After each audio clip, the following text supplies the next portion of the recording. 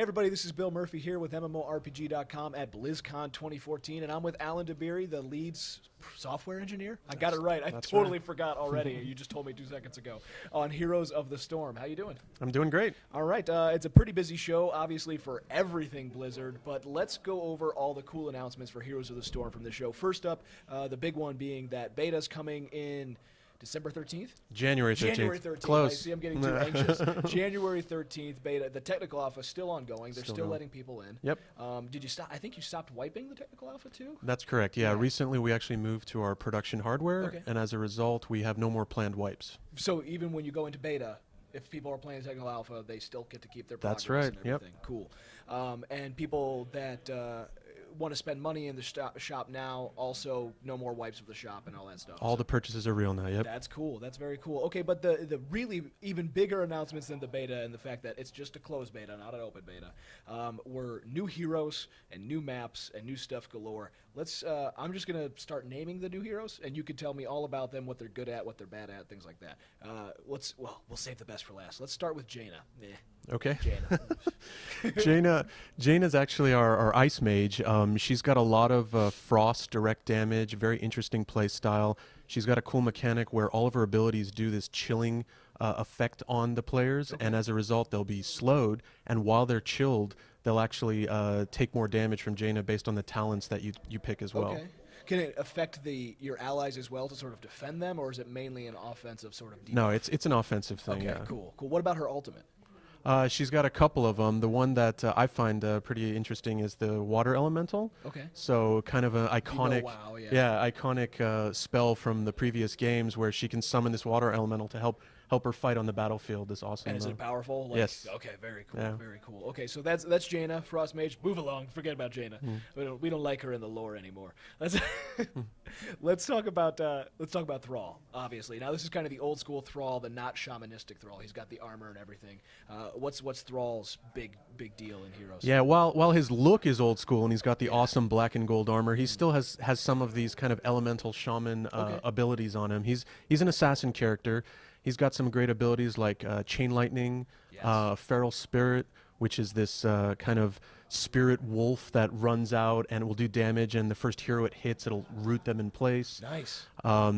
He's got an ability that will actually speed up his movement and his attack as well. So is he more of an actual attack? He is an assassin character, he's an yes. assassin character, no kidding. Okay. So, and then on his heroic abilities, he's got Cataclysm and Earthquake, these massive abilities that will kind of change the battlefield, where with the Cataclysm it's basically this straight line of, you know, the earth being broken open and all the heroes being thrown to the side, and Earthquake, like a lane clearer. Exactly. That's cool. And Earthquake causes basically an area of effect around him, and you see like the ground just get destroyed. So if you want to use it to sort of get to a target quick or open up a lane for your team, okay, that's really cool. Or even like a retreat, that might help too. Sure, yeah. That's cool. That's cool. Okay, all right. Now here's my favorite though. Lost Vikings making their glorious return from what, like 1992? No, it was like a Game Boy Advance version of the Lost Vikings maybe too.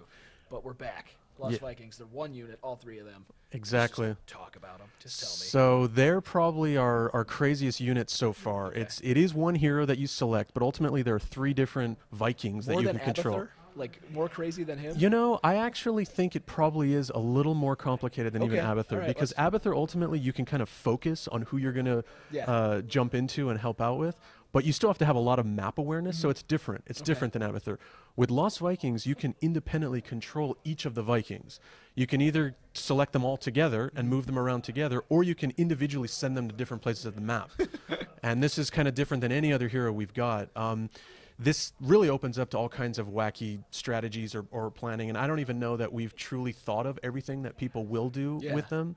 On the ability side, they've all got some like innate abilities that they've got, and then the majority of their abilities are actually unlocked through the talent system. Okay. So as you select talents at various points of the levels, you'll get more abilities that you can use. It was a little bit more difficult since you are playing 3 different heroes.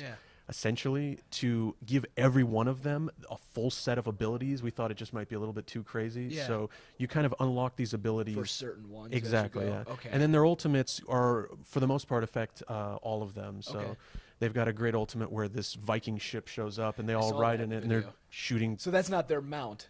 No. That is an ultimate. Okay, yeah. that's cool. Yeah. That's cool. Now, when it comes to, I assume when you separate them, they're obviously weaker than when they're kept together. That kind of thing. Yeah, I mean they've all got a little bit less hit points, Yeah. so they're not. I wouldn't say they're each equivalent to a full other hero. Might be OP a little. Okay, well, let's talk now about 2 more things that are coming. 2 brand new maps are actually coming to Battlegrounds. I can't remember the names off the top of my head, so I'm just going to have you rattle them off. The first one is Sky Temple, and that's actually the one we're showing today, and that's playable today. Basically, on this one, it's a map that has some capture points. Essentially, there are these 3 temples on the map, and the map is this very kind of lush, advanced desert kingdom, kind of like Egyptian style. Yeah. Really cool theme, really cool look to it, with aqueducts and all this stuff going through there. But there are these 3 temples that have basically guardians at them, and at certain points in the map, they open up, and you can go onto the capture points and capture them. At the point that you capture them, this obelisk at that temple will start shooting these beams of death at the opponent. They become like the towers, sort of. Exactly. Okay. But they'll shoot across the entire map to hit the towers and buildings of the opposing team. Now, when this happens, at the same time, these stone guardians come alive, and they're going to start to attack you. And so they're going to try to push you off of this capture point as well. Okay. While at the same time, the opposing team wants to also capture that point. So they're going to try to push you off as well. So it becomes this just crazy battle where who's holding the most. Exactly. And then whoever gets that, you get points based on the time you're holding these points. Well, you don't get points. What you get is the power of that obelisk to shoot at your opponent. So while you're holding it, you're getting this massive damage that's being unleashed on your opposing team there. And the ultimate is there just it's a score mechanic for winning, for a win It's condition? ultimately the same goal as all the other maps, which is you want to destroy the enemy's core. Okay, cool. And so to do that, you got to get through towers, you got to get through forts, and this is a way to help push. It's a 3-lane map? It is a 3-lane map. Yeah. Okay. Is there a lot of jungling involved in that one, or is it mainly about the capturing the objectives? The objectives are a huge part of it, but there are still mercenary camps just like the other maps, and there's actually unique art for these mercenary camps as well. These really cool looking kind of stone golems or this spider. They do different stuff in the Death Knights and things like that. Yeah, yeah. Okay, cool. So there's still that aspect of it, and so that's kind of what I really like about our different battlegrounds is that you've got a few different ways you can play the game. Yeah. You can go after the map objectives. You can go after mercenary camps. You can just try straight team brawling and try to win in team fights. So there's a few different ways you can approach it. Absolutely. Okay, and then the second new map is... So that one, we don't actually have a ton that we're talking about right now on that. It's this Temple of the Spider Queen. It's very early on that, and so there's not a ton of stuff we got to talk about. Yeah, we'll have more to talk about that in the future. But spiders are bad. People don't like spiders. Yeah. Imagine it'll be dark. And ranked mode is coming, right? Yes. Yeah. Let's so talk about that. That's a huge thing that we're working on is a lot of our competitive features. So right now we've got all the unranked modes in the game. We're going to be adding draft mode. Okay. So number one, a different way of hero selection. Yes. So you'll know what the battleground is, and you'll be able to kind of go back and forth between the teams, picking and counter-picking those heroes, being able to make the perfect team composition for the map, and also for your opposing. Instead of randomizing the map. Exactly. Yeah. And then the ranking system itself, we're actually going to have two different leagues. One of them is called Hero League, and that one you'll be able to queue up basically with any number of players. You'll be able to do it solo, or you'll be able to get a group of guys together and And we'll fill in the rest of your team with other people of equal skill, and you'll be kind of ranked individually. Since you can play with different people each game, we'll keep that ranking just for yourself. The other league is a team league, and that one you'll actually pre-create a team. Awesome. So you'll name the team, you'll make it, you'll invite people into the team, and then you'll play with that team through the course of a season.